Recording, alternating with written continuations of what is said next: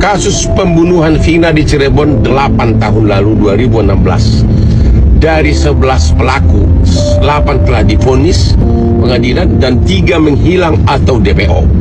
Katanya yang menghilang itu salah satu adalah otak dari pelaku pembunuhan yang karena cintanya ditolak oleh almarhum. Ternyata ini isi chat pelaku yang ambil Vina di Cirebon. Kasus penghilangan nyawa perempuan bernama Vina oleh geng motor 8 tahun silam kembali mencuat setelah tayangnya film Vina sebelum 7 hari di bioskop. Kasus ini memang banyak kejanggalan. Awalnya disebut merupakan kasus kecelakaan tunggal. Bahkan salah satu pelaku sempat mendatangi kakak Vina untuk menginformasikan kecelakaan tersebut. Namun ayah Vina mengaku curiga lantaran motor korban tidak rusak sama sekali. Kecurigaan semakin mencuat usai teman korban bernama Linda kesurupan dan mengungkap kejadian sebenarnya. Melihat dan mendengar kejadian tersebut, pihak keluarga Vina akhirnya melaporkan hal itu ke polisi dan kemudian kasus itu diselidiki lagi. Meski awalnya tidak ada saksi dan kasus berjalan lambat, rupanya ada seorang pedagang yang memberanikan diri memberi informasi ke polisi soal malam kejadian itu. Pedagang sate mengaku melihat konvoi geng motor pada Sabtu 27 Agustus 2016 silam. Oke, assalamualaikum warahmatullahi wabarakatuh. Berjumpa kembali bersama kita di sini channel Sahabat Orchid TV kawanku. Dan mudah-mudahan sahabat-sahabatku semuanya tetap selalu dalam kebaikan, dimudahkan segala urusannya dan dilancarkan rezekinya dan dikabulkan semua hajat-hajatnya. Amin ya robbal alamin. Dan oke, di video kali ini kita akan menyajikan kajian singkat daripada beliau yaitu Gus Baha. Di sini kasus Vina Cirebon tak kunjung usai. Kasusnya masih membulat-bulat, saudaraku ya. Di sini Peggy alias Baron atau siapa itu yang membunuh Vina Cirebon itu. Bagaimana hukuman yang setimpal menurut Islam orang yang membunuh itu, bagaimana hukuman menurut Islam ini akan dijelaskan oleh beliau yaitu Gus Baha. Mari kita simak penjelasannya sampai akhir selesai biar kita tidak gagal paham atau salah paham dalam menyikapi apa yang disampaikan daripada beliau yaitu Gus Baha. Langsung saja mari kita simak videonya. Let's go. Saya pernah ditanya seorang ilmuwan, Pak Baha, kenapa Islam itu harus ada sanad? Kita kan orang cerdas, kan bisa berpikir sendiri, ngapain nunggu pikirannya orang-orang gitu.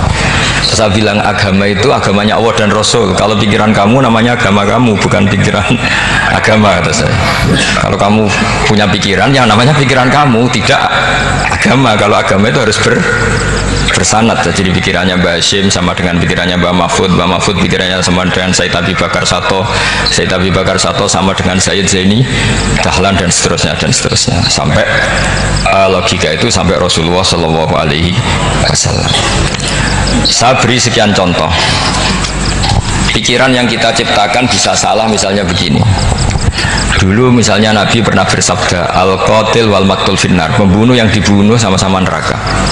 Jadi idal takol muslimani bisayfihima fal qatil wal maqtul finnar. Jika dua orang muslim bertemu sama-sama bawa pedang, maka yang bunuh maupun yang dibunuh itu sama-sama masuk neraka. Makanya kita harus syukur sekali Indonesia itu paling menghindari membunuh, karena kalau sesama muslim membunuh itu ancamannya berat, sama-sama masuk neraka. Bukan sekedar diboyong dari pondok Tebu Ireng, itu neraka gitu. Kalau diboyong pondok gampang, nanti mondok lain gampang. Terus logika sahabat begini, hadza al-qatil fama balul maqtul. Oke ya Rasulullah, kalau al-qatil masuk neraka namanya pembunuh, oke kita terima. Tapi fama balul maqtul, lalu dosanya yang terbunuh itu apa? Dia korban kok dia dibunuh. Apa jawabannya Rasulullah Shallallahu Alaihi Wasallam? Jawabannya innahu kana harison ala qatli sahibi. Sebetulnya dia juga mentalnya pembunuh, cuma nasibnya terbunuh. Jadi seperti misalnya sampean hasut saya, itu nggak perlu disakeni. Sebenarnya sampean yang inginnya ya menggusur saya, cuma nasibnya tergusur gitu. Makanya kalau ada orang rebutan pacar kok kalah itu udah usah disakeni. Sebenarnya mentalnya dia perebut gitu. Cuma nasibnya kalah gitu. Jadi apa ya? Ya tadi. Ya ini penting ya, penting sekali itu. Jadi sebetulnya ketika duel itu semuanya kan mentalnya pembunuh, maka dia nasib saja sebagai maktul, tapi mentalnya pembunuh. Karena dia mentalnya, niatnya, komitmennya pembunuh, maka dia sama-sama di neraka. Maktul itu faktanya terbunuh, tapi mentalnya pembunuh, sehingga hukumannya sebagai pembunuh. Sama kalau sampean berebut itu mentalnya ya perebut, cuma nasibnya kalah atau terebut. Itu soal nasib. Ini saya baca dulu ya guru-guru Mbah Hasyim supaya clear. Selama ini yang dikenal kan beliau ngaji sama saya Mahfud, saya Khotib Minangkabau. Ini di kitab ini. Saya baca sesuai harokat yang ada di kitab ini. Nanti kalau sampai tidak cocok karena beda madhab, ya nggak apa-apa, asal pinter saja. Karena baca kitab itu unik. Kadang-kadang satu guru sama guru yang lain itu beda-beda. Dan biasanya guru itu nggak mau kalah. Mbah Mun tuh sering cerita, ada kiai maknani wati ini lanwit alu. Muridnya gerutu karena pernah mondok itu, kok nggak gitu Pak Guru, di kitab saya maknanya itu pohon elu. Ya iya cung, wit elu kena gua alu, kata gurunya karena gurunya nggak mau kalah itu. Ada yang guru itu salah baca wal jarodin lan lawang, muridnya nggak terima. Pak Yai saya pernah ngaji itu maknanya walang. Ya iya walang sing ning lawang cung. Itu memang kasus makna-makna di Jawa itu banyak itu. Karena awalnya memang wis rodok bodoni. Kenapa saya bilang bodoni? Yang bilang Mbah Mun makna Jawa ono bodoni ini. Karena watin itu kan nggak ada di Indonesia. Tapi kiai itu malu kalau gak iso maknani. Akhirnya wati ini wet elu. Tanyakan orang pakar ahli Jawa ya tidak tahu lo itu apa. Kok butuh kiai itu ada lafaz ya ada maknanya, padahal jenis itu nggak ada di Indonesia. Seperti haudat itu maknanya di Jawa sekeduk. Sekeduk itu rumah kecil yang ada di unta zaman dulu. Di Jawa ada enggak? Enggak ada. Kalau kamu tanya orang Jawa ini apa namanya? Namanya ya rumah kecil di atas unta. Tapi di Jawa dulu punya makna namanya apa? Sekeduk. Jadi kiai Jawa itu luar biasa improvisasinya. Ya rodok bodoh nih. Lah yang sering bodoni itu bab halal haram, tapi bodoni apik. Tidak semua bodoni itu buruk, kadang wajib. Betul ya? Ini sama tergesola. Ini karena keahlian fikih saya juga barokahnya Mbah Hasyim Asy'ari supaya beliau senang. Beliau senang karena para nabi, para wali, para ulama itu tidak meninggal. Jadi kalau Mbak Anita bilang wafat itu kalau dalam bahasa Arab wafa yafi wafaan itu maknanya nuhoni. Nuhoni itu sudah memenuhi. Jadi sebenarnya memang nggak pernah ada orang mati itu. Jadi kita punya jatah umur, jatah rezeki sudah terpenuhi semua. Namanya wafat. Dari kata wafa yafi wafaan, sesuatunya sudah penuh maka diambil. Kalau roh sendiri nggak pernah meninggal.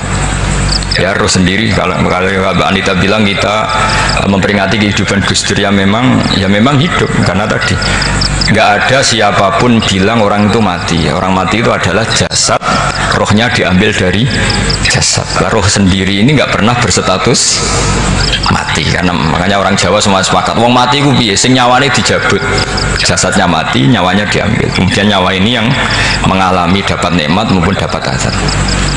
Sehingga keyakinan ahli sunnah wal jamaah ini perlu didoakan karena menghadapi Allah butuh topangan doa dan doa itu nggak pernah salah karena otoritas doa itu milik Allah subhanahu wa ta'ala. Tidak bisa kamu nyemprit Allah ini sudah akhirat loh, amal nggak ada gunanya loh, tidak bisa. Allah tetap zat yang bisa mengabulkan doa siapa saja. Sehingga ahli sunnah berpendapat doa itu yanfa'ul mayyit, doa itu manfaat untuk mayit. Sehingga Mbah Hasyim Asy'ari ngarang secara spesifik risalah an ahli sunnah wal jamaah. Di antara yang paling pokok adalah doa yanfa'ul mayyit, doa itu manfaat pada mayit. Ini saya hitung ya guru-gurunya Mbah Hasyim. Darus Salhat Muhammad Hasyim Asy'ari ini karangannya Asad Syihab, orang Libanon. Buku ini selesai tahun 72. Beliau lama sekali ikut ngaji di sini sama Mbah Hasyim. Tapi sebagai peneliti beliau kesini sudah alim. Enggak terus masih menghafalkan alif bata itu enggak, itu masih sudah alim. Darus Salhat Muhammad Hasyim Asy'ari fil Haramil Makki Syarif fi Makkah Al Mukarramah alaihi ulama. Seterusnya beliau hitung ya. Amsalus Syekh Ahmad Amin Al-Attar wa Sayyid Sultan bin Hasyim wa Sayyid Ahmad Zawawi. Ya dihitung ya sudah berapa itu. Tapi beliau ke sana sudah alim loh. Jangan sampean kira kalau sampean ke sana itu jadi TKI repot nanti.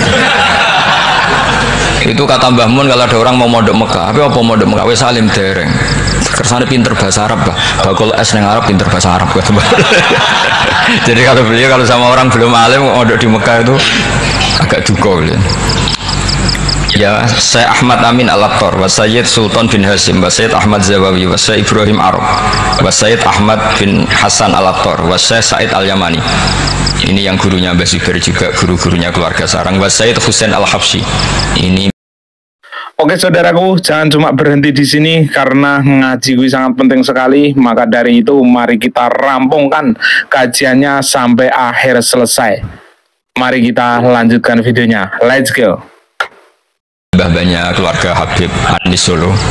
Jadi ya pokoknya keluarga besar Solo, karena kita tahu Habib Anis itu bin Alwi bin Ali yang punya simtut Duror bin Muhammad bin Husain. Alladzi tawalla mansibal iftah hatta wafatul maniyah wa Sayyid Bakar Sato, ini yang arangnya Anatul Tolibin, wa Syekh Rahmatullah wa Sayyid Alawi bin Ahmad As-Segaf. Ini yang arang Tarsihul Mustafidin. Kita tahu Sarah I'anah paling terkenal adalah dua, I'anatul Tolibin dan Tarsihul Mustafidin, itu dikarang oleh Alawi bin Ahmad As-Segaf. Terus wa Sayyid Abbas Al-Maliki, itu banyak Sayyid Muhammad, karena kita tahu Sayyid Muhammad adalah Muhammad bin Alawi bin Abbas, ya, Muhammad bin Alawi bin Abbas. Itu juga gurunya Mbah Hasim. Wa Sayyid Abdul Zawawi, wa Syekh Soleh Bafadol, wa Syekh Sultan Hasim Daghistani. Jadi selain guru-guru di Indonesia termasuk Mbah Mahfud Termas, Syekh Khotib Al-Minangkabau, beliau punya guru-guru itu yang saya sebut. Lalu barokahnya guru-guru itu, ya, barokahnya guru-guru itu, Mbah Hasim berpikir seperti itu, dan berpikir seperti itu yang mengilhami Gus Wahid, kemudian Gus Wahid mengilhami Gus Dur. Kenapa saya cerita ini? Supaya kamu tahu bahwa pikiran-pikiran besar Gus Dur itu ada sanadnya. Jangan sampai kamu berpikir Gus Dur cerdas, muka kan delok film lah, terus gue delok film kan ya repot gitu. Jadi makanya ini, karena banyak juga yang cerita Gus Dur sebagai budayawannya, sebagai demokratnya, sebagai pluralisnya. Yang cerita itu kan sudah ada, masa saya disuruh cerita lagi? Jadi kalau sampean saya cerita itu lagi kan coro Jawa tahsilul hasil. Jadi ini itu tidak bidang saya. Bidang saya akan melihat Gus Dur sebagai cucu Mbah Hasim siapa? Asy'ari. Ini saya baca ya. Ini bahasa Jerman tapi sudah diagak-agak Arabkan. Ma'al Muhandis Karel von Schmidt. Ini Mbah Hasim. Jangan kira yang pernah berkawan ya, bersosialisasi dengan non muslim itu mulai Gus Dur, mulai Mbah Hasim. Ini di halaman 108 kitab tadi, Wadi'ul Labinati Istiqlal Al-Indonesia. Kitab ini boleh sampean gasap kok. Nanti setelah ini tak bawa pulang atau sampean gasap nggak apa-apa. Ini santri-santri tefireng nggak apa-apa. Siap ya?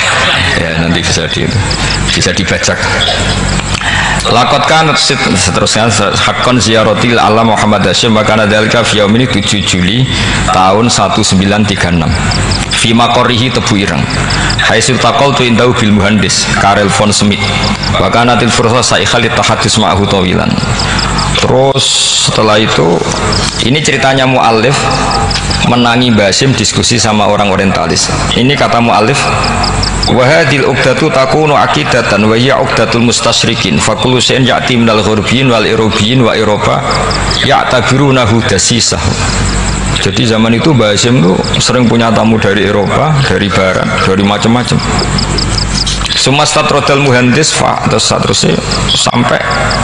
Nah ini cerita saja betapa Mbah Hasim itu perkawanannya luas sekali. Terus ini cerita akhirnya orang ini sampai masuk Islam. Ketika masuk Islam, di antara pesannya Mbah Hasim, saya ulang lagi, di antara pesannya siapa? Mbah Hasim itu beliau bilang, kamu harus dipikir-pikir lagi katanya. Itu kan satu kearifan Mbah Hasim ini saya baca karena saya takut ditegur. Ini saya juga nunggu surat kok tidak datang ini kok, supaya cepat selesai. Ini bebas. Kalau ada surat malah kebenaran ini karena sudah mulai nyari-nyari. Ya, jadi saya mohon nanti kitab ini bisa dikaji di sini. Nanti saya tinggal di sini ada cerita-cerita apa? Cerita-cerita sampai beliau berteman orang Eropa, terus beliau macam-macam sampai terus saya teruskan. Suma arsalatku syirka ila Indonesia amni 1929 watana kola fi kasir minal mudun wa makata akhiran fi madinati Surabaya bi Jawa Syarqiyah wa min huna badatil hidayah wa taufiq taku danihi ilal khairi hadas lautil hadis fil amil alladhi yakti fatrot tastirah. Jadi orientalis tadi ketika berteman Mbah Hashim lama-lama tertarik oleh Islam. Ketika mulai tertarik dengan Islam, wa sya'ara bil istiqra aruhi wal amni tam wa kaifa ya'budu rabbahu ibadatan hakikiyah. Terus mulai tertarik dengan Islam, terus konsultasi sama Mbah Hashim. Jadi tertariknya barokahnya Mbah Hashim. Orang ini kemudian wabakiyal muhandis itu insinyur Karel von Schmidt di Indonesia hatnan talatil harbul alamiyah sehingga perang dunia kedua selesai wa indama qawamal indonesiun di talhumil al-hulandi fi harbil istiqlal am wa kana muhandis fi sufil indonesian dafa'u islamuhu li asyarika saat terus. Terus ini saya cerita, jadi Mbah Hashim pernah mengislamkan orang Belanda, orang Jerman, orang apa? Orang Jerman, terus orang ini hidup di Hamburg sampai akhirnya beliau dakwah Islam di sana. Jadi ini apa? Ini penting ya supaya sampean tahu bahwa Tebu Ireng mulai dulu adalah komunitas internasional. Ya, Tebu Ireng mulai dulu adalah komunitas internasional. Jadi terus ketika ngadepi Indonesia yang dijajah, ya Indonesia yang dijajah, ini Mbah Hashim bersama kawan-kawannya sepakat iktikaf di Multazam. Ini saya baca ya. Wa akhiran istama'a ma'a nukhbatin min haula'i talaba min zalama alaihi al-had Muhammad Hashim ala ayata'ahadu wa yaqumu bi amalin fi lailatin lailan min laili syahr Ramadan al-mu'azzam istama'a haula'i talaba waladina yantamuna ila iddati qawamiyatin. Qawamiyah itu kalau bahasa sekarang perlawanan min Afrika wa buldani janubi Asia, Asia Tenggara wa Asia Wusta, Asia Tengah wal buldan al-arabiyah wa kana al-had Muhammad Hashim asyari ahadahum wa waqafu jami'an amamal multazam bil Ka'batil musyarrafah wa ahadu wa aqsamul yamin ala yakum bil jihad fisabilillah li ilahi kalimatil Islam wa tauhidil muslimin binasril ilmi wa tawiyah wa tafaqquh fiddin talaban lil mardatillahi ta'ala la yarjuna min wara'i dzalika malan wala mansiban li anfusihim. Jadi sebelum beliau pulang ke Indonesia, itu komunitas Asia Tengah, Asia Dekat, Asia Jauh semuanya dijajah karena Mesir dijajah Perancis, yang Burma dijajah ini, yang Indonesia dijajah ini, semuanya berdoa di Multazam. Intinya Mbah Hashim itu patriotik betul, tapi ya religius betul. Beliau berdoa di Multazam, beliau menyanggupi siap jihad melawan penjajah, tapi saat itu juga berikrar kalau semua itu tidak untuk nyari pangkat. Makanya saya yakin Gus Dur adalah orang saat jabat presiden karena supaya Indonesia tidak chaos. Buktinya apa? Ketika beliau dilengsarkan ya santai saja. Wong ngajine wa mal hayatud dunya illa mataul ghurur. Jadi ya santai saja itu. Enggak jadi masalah. Terus kitab ini menerangkan, ini saya baca ya, li khidmati dual alladzina laha musta'maratun. Musta'marat itu dijajah mislu Holanda wa Inggris wa Rusia wa Pernisa wa fi hadzal amri bidzat ara ana alal muslimin wal mas'ulin khususan. Ini intinya ulama-ulama yang dari timur jauh kemudian sowan ke Mbah Hashim minta fatwa karena negara-negara mereka juga dijajah. Alhamdulillahirrabbilalamin, kita sudah menyelesaikan atau merampungkan kajian singkat daripada beliau kurang lebih 15 menit. Walaupun kita ngaji hanya lewat YouTube, mudah-mudahan kita dianggap sebagai murid beliau. Dan buat sahabat-sahabatku semuanya, jangan lupa like and subscribe dan nyalakan tombol notifikasinya biar tidak ketinggalan video-video terbaru dari channel Sahabat Orchid TV ini. Saudaraku, terima kasih banyak. Kurang lebihnya jika ada salah-salah kata mohon dimaafkan saudaraku ya. Terima kasih banyak. Wassalamualaikum warahmatullahi wabarakatuh. Bye bye.